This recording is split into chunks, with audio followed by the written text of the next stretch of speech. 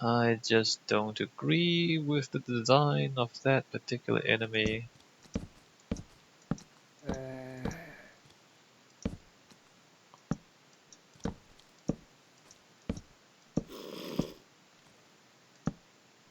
Alright, so there's that.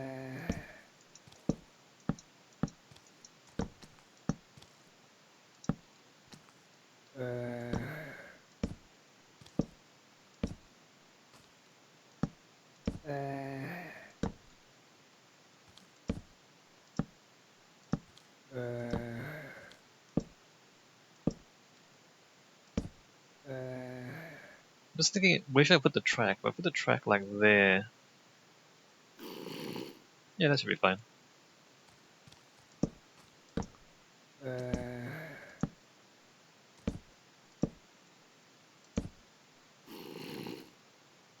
And then straight across.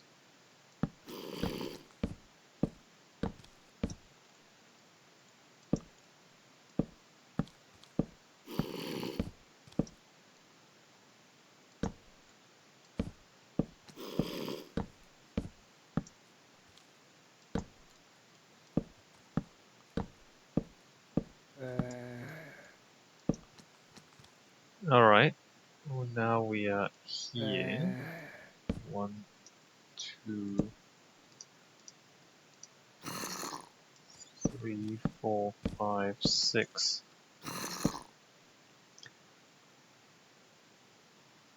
So now we're gonna turn in and then go up.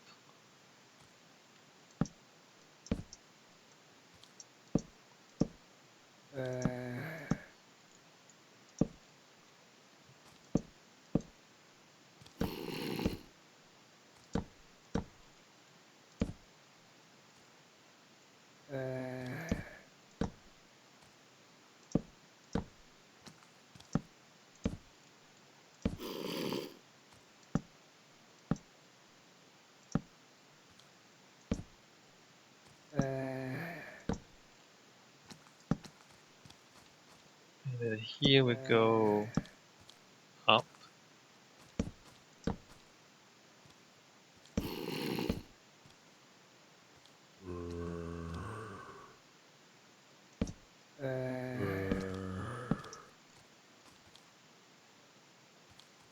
That's not gonna... I should go across first instead of... That's not really gonna work like that, is it? Because... nuts. Because the diagonal is gonna come through here. Well, actually it might. No, that might work. That might work. No, that might work.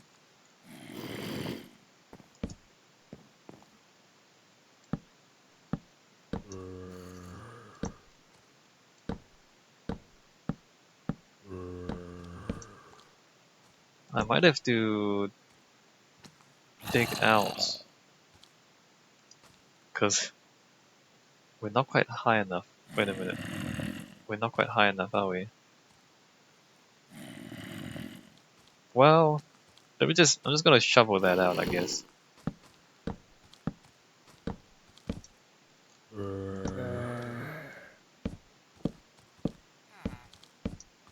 Because now we're here. Well, it's... Alright, I need to shovel that out. And then we'll be high enough. And then we come down here, down here, down here.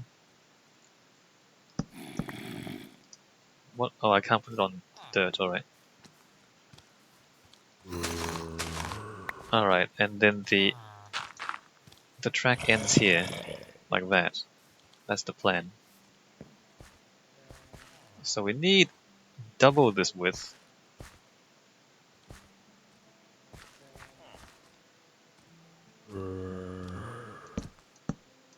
At least double the width for the train track. And we are gonna run out of wood as we do this, I think.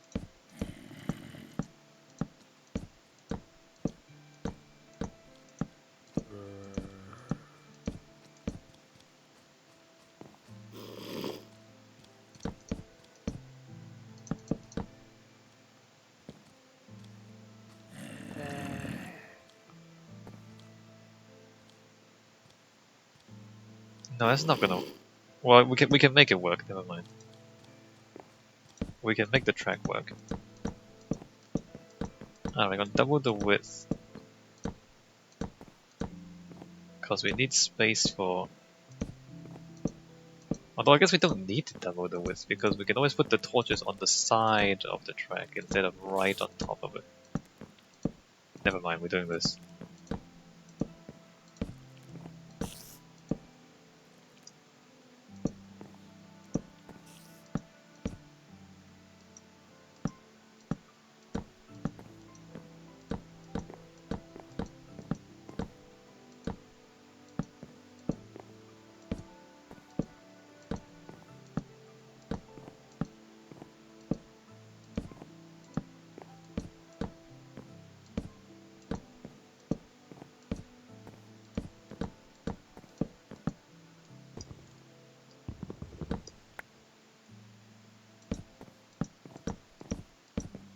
Ah, well, it doesn't look like we need that much more wood, does it? Although I do want to make it look better than just this. Oh crap, skeleton. Skeleton's bad. Alright, we're fine.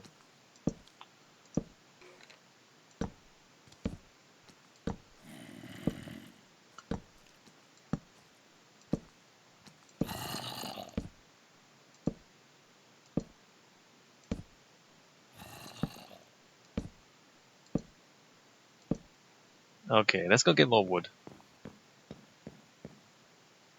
Interesting. Oh, I didn't count how many tracks I'll need. Although some of it is going to be powered tracks.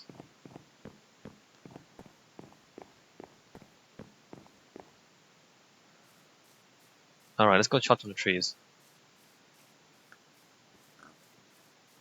Back to our temporary tree farm in this direction.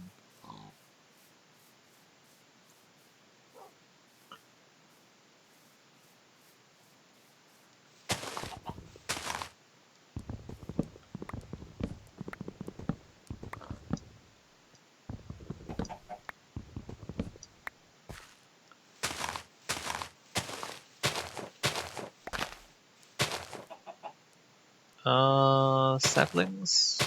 Saplings? No? No saplings? No saplings, right.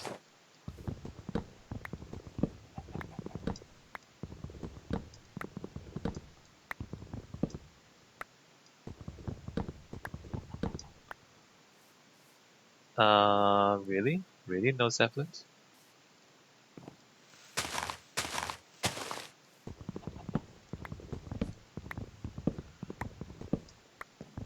Now that we're not in the mines, trying not to die, the game is less exciting, isn't it? I don't know. I mean... I don't... I understand. I understand why some people would consider the spelunking to be Minecraft. Like that is Minecraft to a lot of people. I would still say that Minecraft can be much more than that. I mean, even when I was spelunking, I was playing a territory game, right? As I was exploring the caves, I was putting down torches to secure the caves by preventing hostile mobs spawning. So even as I was spelunking, I was still playing the territory game. And I was careful to play it properly. And by playing it properly, I mean having it so that hostile mobs really can't spawn. Because I've seen other people play, and like they'll put torches down, but they don't make sure that the light level is above 8 blocks, or like above 8 on every block, on every horizontal block. And so they'll come back and they'll find hostile mobs in the parts of the caves that they have already visited. And so they have to fight their way in and they have to fight their way out. Whereas if you're just a little bit more careful about counting your light levels, then you fight your way in, but you don't have to fight your way out. So like you secure it once, and that's it. You don't have to do it again. And you don't have to fight zombies every time you go down there. And I mean it's a subtle difference, but I feel like it's a significant difference. And I really still think that Minecraft should make a bigger deal of the territory game. And by making a bigger deal of the territory game, what I mean is making it reward you more for securing the territory and then punish you harder if you don't. It seems strange. So that, how would you do that? Wait, why are these torches? Did I do that? What? Why did I? Why were those torches? Those are meant to be saplings. When did I do that? Oh wow, that's really embarrassing. I put torches in the holes instead of saplings. You probably saw it too, because I'm recording everything. So like I don't know how many videos ago you guys probably saw it, and I never noticed. Alright, let's not do that again. We want saplings in the holes.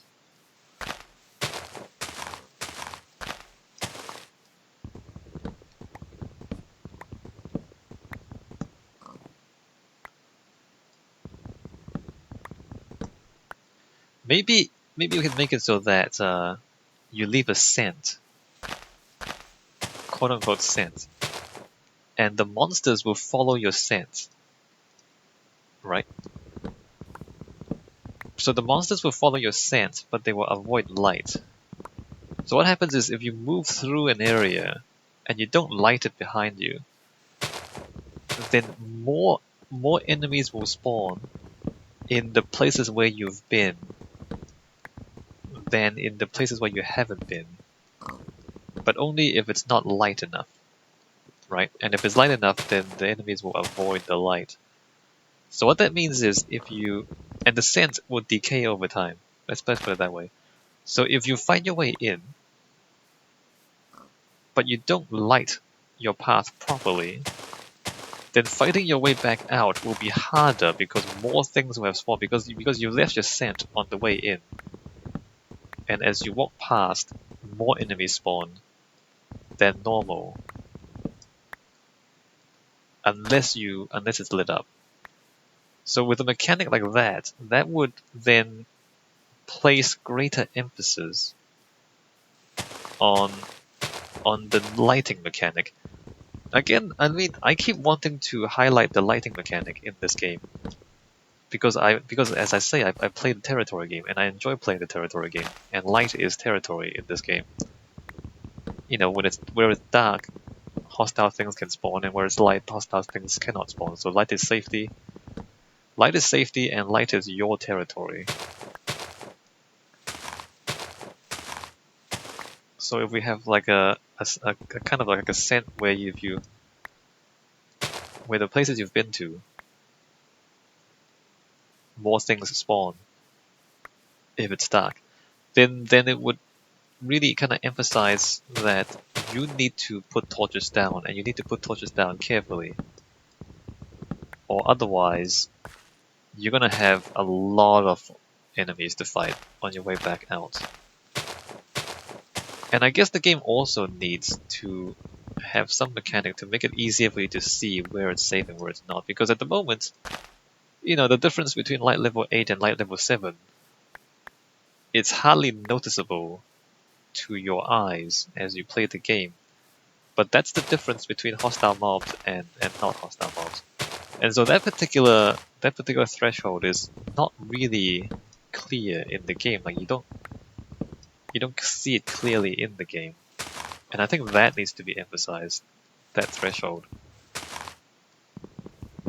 I think there are mods that highlight the light levels of blocks for you. I've never used it, and I've never really looked it up. But you can imagine some sort of like glasses, or just even a toggle that, everything that is light level 7 or less gets tinted red on the screen, and then everything else is tinted green. So that, when you just put on the glasses, or something like that, and like you see all the green blocks are safe, and then if you see any red blocks, you need to put a torch there to make it safe. Because if you're going to emphasize the light mechanic and emphasize the territory game, then you should probably put in game mechanics that help it, right? You don't just punish players for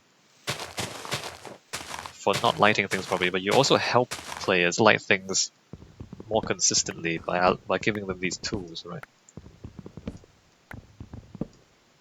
But again, that requires Minecraft to have a consistent game philosophy, like a consistent design philosophy. Like, what is the core of gameplay in Minecraft? And at the moment, I'm not sure that they really have.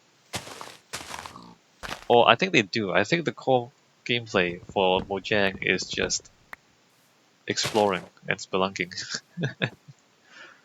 because that's the part of the game that really seems complete. Like when I went spelunking, Minecraft felt like a complete game experience. But when I'm up here, like collecting resources and building, then the game does not feel like a complete game experience. I guess farming, if you're farming by hand, the game kind of feels like a complete game experience. But like building cities, building machines, building anything vaguely industrial, the game doesn't really feel like a complete experience. It feels like the pieces are there, but there's not enough of the pieces for things to really unlock and really kind of have a lot of potential available for you to do stuff. Anyway, there you go. Ideas. Not that anyone's ever going to listen to my ideas. Okay, so we've got a bit more wood. That's quite a bit more wood. Let's go finish this off. Let me just plank those.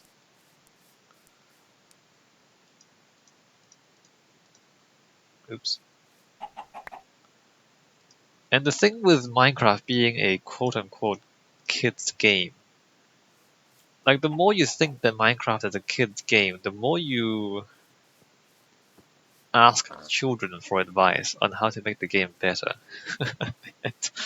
And while I understand there's some merit to understanding their perspective on the game, I do think that this leads to other potential players not being able to get what they want. And I think a number of different games have this problem, not just Minecraft.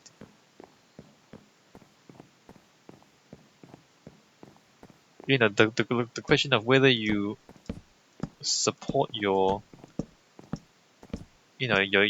existing customer base, or whether you try to expand the market, is an interesting question, because there are people who currently play your game, and then there are people who don't currently play your game. Do you try to attract the ones who don't play yet? Because if you attract the ones who don't play yet, you have to address the reasons why they don't play. This means you have to change your game to make it more appealing to people who don't yet play your game. Whereas if you don't, and you just serve your core market, then let me just count how many I need. Just have an estimate of how many railroad minecart tracks I need.